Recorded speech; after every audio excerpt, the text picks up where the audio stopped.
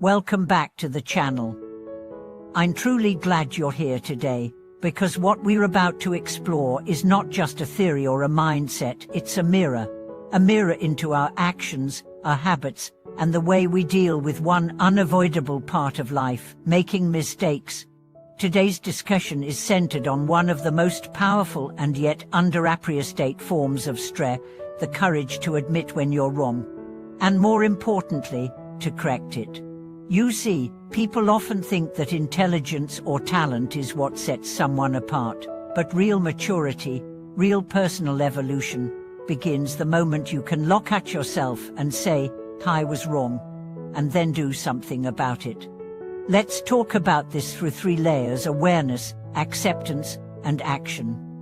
And along the way, I'll be sharing real stories, reflections, and insights that may challenge how you think about strength. Let's start with the first: awareness.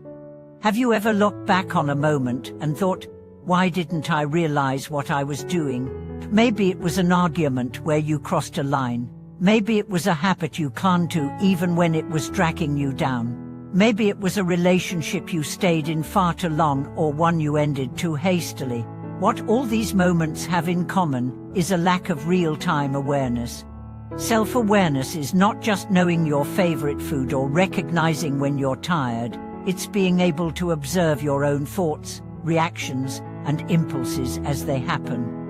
It's noticing time getting defensive in the middle of a conversation, not after the damage is done. It's recognizing this decision is being driven by fear, not strategy, before you hit send on that email or sign that contract. This level of awareness doesn't come naturally. It has to be trained, like a muscle. One of the simplest and most powerful tools for developing it: daily reflection. Ask yourself at the end of each day, what did I do today that I'm proud of? What did I do today that I could have done better? Where did I overreact, underreact, or avoid reacting? Over time, these questions create space between stimulus and response. And in that space, everything can change. But now, let's talk about the second layer: acceptance. This one's harder, because let's face it, admitting you were wrong hurts. It dents the ego. It makes you vulnerable.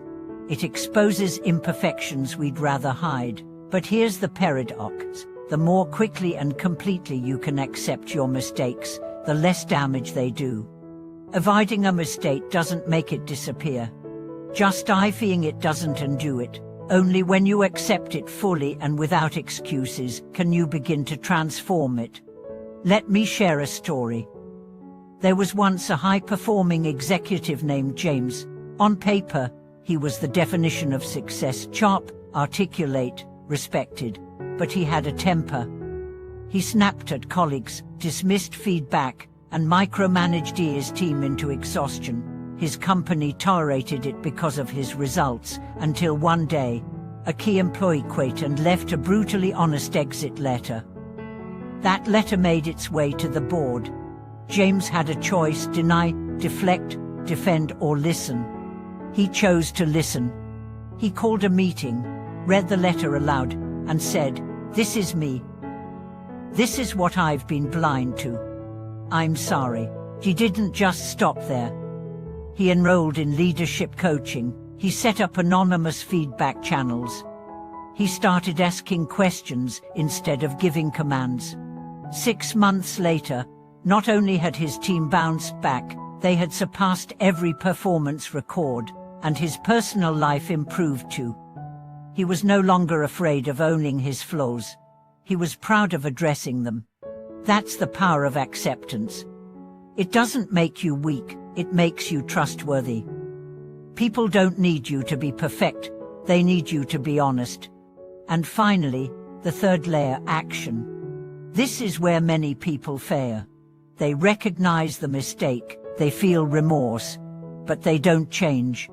They say, "I do better next time." But next time never really comes. Why? Because real change is uncomfortable. It requires effort, consistency, and the willingness to lose something: an old habit, a familiar identity, sometimes even a relationship. Let me give you a very real example. Imagine a person who drinks too much. They've lost friends, their health is declining, their job performance is slipping, they know they have a problem. They cry about it. They apologize repeatedly. But they don't stop. Why? Because admitting a mistake is a moment, correcting it is a journey. It means changing routines, facing withdrawals, possibly checking into rehab, seeking support, making amends, rebuilding trust brick by brick. That's not easy. But that is where true strength lies. You don't need to change everything overnight. But you do need to begin. One shift, one apology, one decision to turn around instead of doubling down.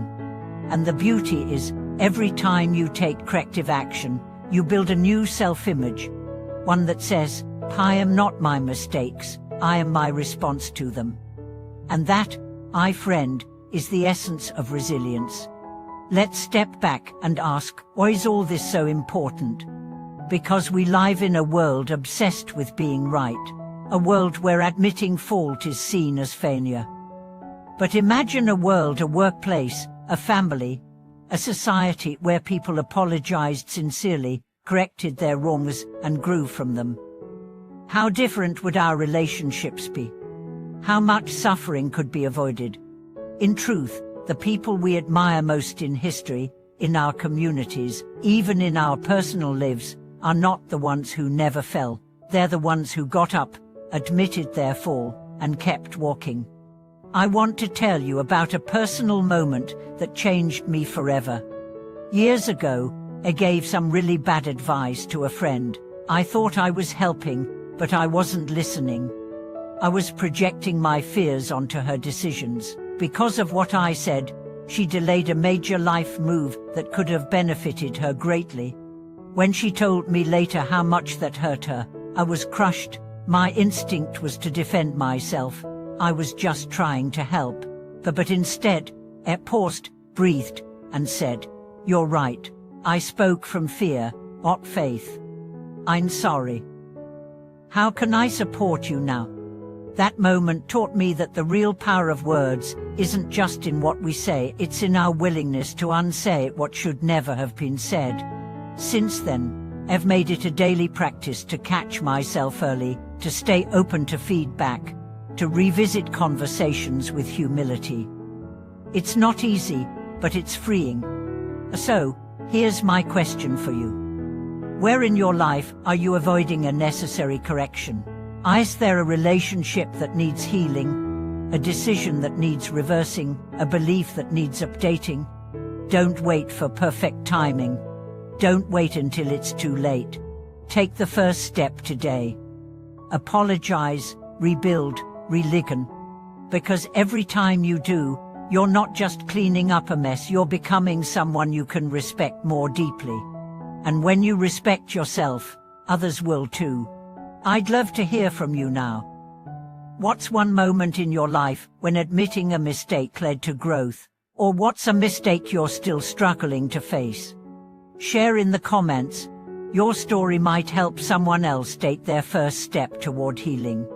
If you found this video meaningful, please like, subscribe, and share it. It helps this channel grow and spread these vital messages to those who need them. Thank you so much for watching this video. Until next time, be brave, be honest, and remember, strength is not about never falling. It's about rising wiser every time you do.